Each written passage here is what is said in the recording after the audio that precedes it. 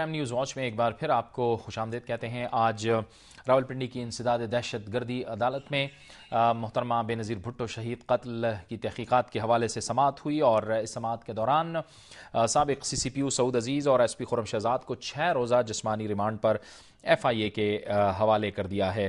اس کے ساتھ ساتھ یہ بھی کہا گیا ہے، ایف آئی اے کے پروسیکیوٹر چودھری ذوالفقار نے عدالت کو بتایا ہے کہ 27 دسمبر 2007 کو وقوعے کے دوران ملزموں کے زیر استعمال موبائل فون کی برآمدگی ابھی باقی ہے۔ اس جو تحقیقات ہو رہی ہیں اس میں کیا پیش رفت ہوئی ہے، اس حوالے سے ہمارے نمائندے چودھری صغیر نے ایک رپورٹ تیار کی ہے، آپ کو رپورٹ دکھاتے ہیں۔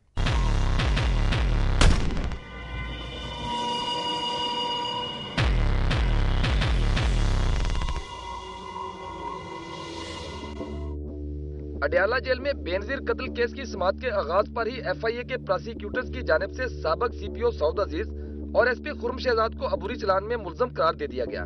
ملزمان کے وکلا کی جانب سے ان کا بھرپور دفاع تو کیا گیا، تاہم عدالت نے اپنا فیصلہ سناتے ہوئے دونوں پولیس افسروں کی ضمانتیں خارج کر دیں اور کمرہ عدالت سے گرفتاری کا حکم دے دیا۔ بی بی کا پوسٹ مارٹم نہ کرا کے جو ہے as per statement of doctor مصدق جو اس کو ڈیمیج کیا گیا مقدمے کو، اور یہ دونوں ایس پی اور سی پی او دونوں رسپانسیبل۔ اس کیس سے جڑے ایک اہم کردار ایس پی اشفاق انور نے اسلام آباد کے مجسٹریٹ کی عدالت میں دفعہ 164 کے بیانات قلم بند کروائے۔ ان بیانات نے 2.5 سال سے زیر التوا کیس میں جان ڈال دی۔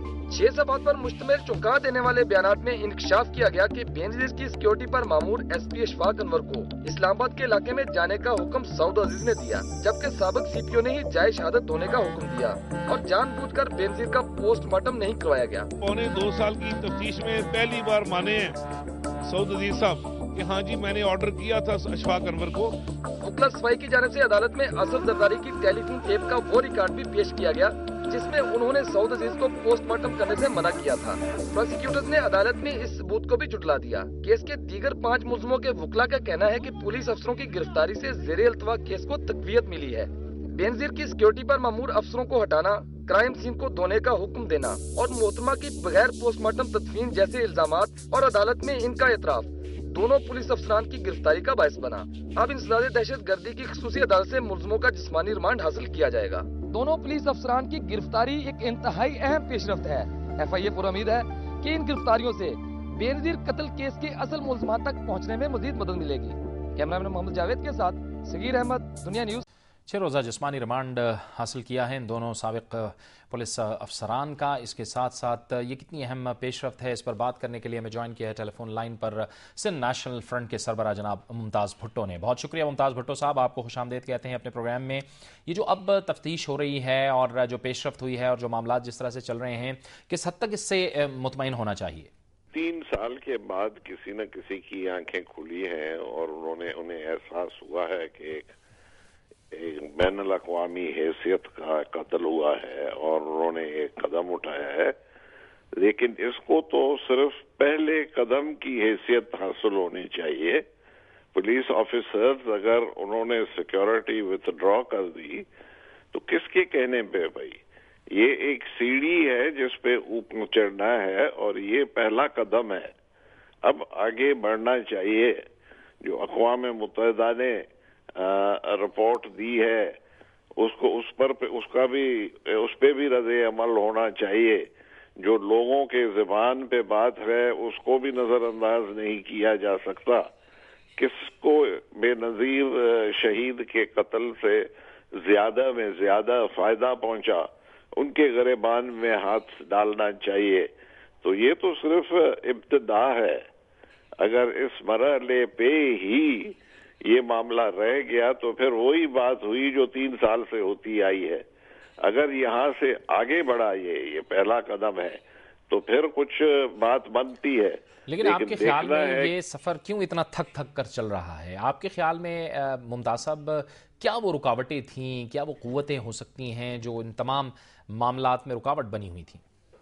یہ تو بالکل 100 سینکڑوں حکومت کی ذمہ داری ہے۔ ان کو تو پہلے دن سے ہی ایکشن لینی چاہیے تھی۔ اس کو تو زرداری کو نودیرو پہنچ کر اور پیپلز پارٹی کا یہ کو چیئرمین بننے سے پہلے اس کو تو لیاقت باغ کے علاقے کے پولیس اسٹیشن پہ جا کر اور فریاد داخل کرنی چاہیے تھی. تو یہ ایک بہت بڑا گہرا معاملہ ہے. لگتا ہے کہ اس میں بہت بڑے بڑے طاقتور ہاتھ ہیں اور بڑا سیاسی مفاد جو ہے وہ حاصل کرنے والوں کے ہاتھ ہیں. تو یہ کوئی معمولی بات نہیں ہے. اس کو کھولنا چاہیے, اس کو عوام کے سامنے لانا چاہیے. اور میں سلام کرتا ہوں ان پر پیپلز پارٹی والوں کے چھوٹے سے گروپ پر جو اس معاملے پہ ڈٹے ہوئے ہیں, مطالبہ کرتے آئے ہیں.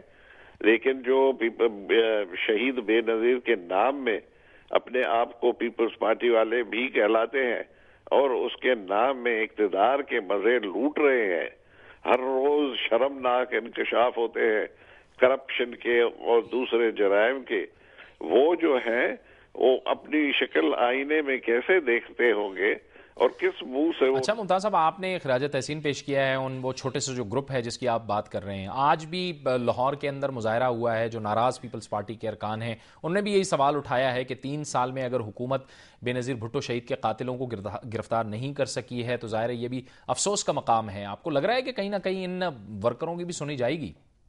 بس لگتا تو ایسے ہے کہ جو اس معاملے کو اہمیت دیتا ہے اور چھیڑتا ہے اور مطالبے کرتا آ رہا ہے, ان کو تو پیپلز پارٹی میں عہدوں سے اور رکنیتوں سے ہٹایا جا رہا ہے. تو لیکن یہ بات ایسے خاموش نہیں ہوگی. یہ جو احتجاج کر رہے ہیں, جو مطالبہ کر رہے ہیں, ان کو نظر انداز نہیں کیا جا سکتا, بلکہ ان کے اس سلسلے میں قوم بھی ملوث ہے. پوری قوم کا یہ سوال ہے کہ بھائی یہ کیا ہو رہا ہے. اگر اتنی بڑی شخصیت کے قتل کو ایسے آسانی سے دفن کیا جا سکتا ہے تو عام شہری کو کون سی سیکیورٹی ہے, کون سا تحفظ ہے اس ملک میں. اچھا ممتاز بھٹو صاحب, آپ کی ملاقات ہوئی مسلم لیگ نون کی قیادت سے, میاں نواز شریف صاحب سے, اس ملاقات کو کیسے دیکھا جائے؟ کیا ہم یہ کہیں کہ آنے والے دنوں میں اس کے جو اثرات ہیں وہ سندھ کی سیاست پر پڑتے دکھائی دیں گے؟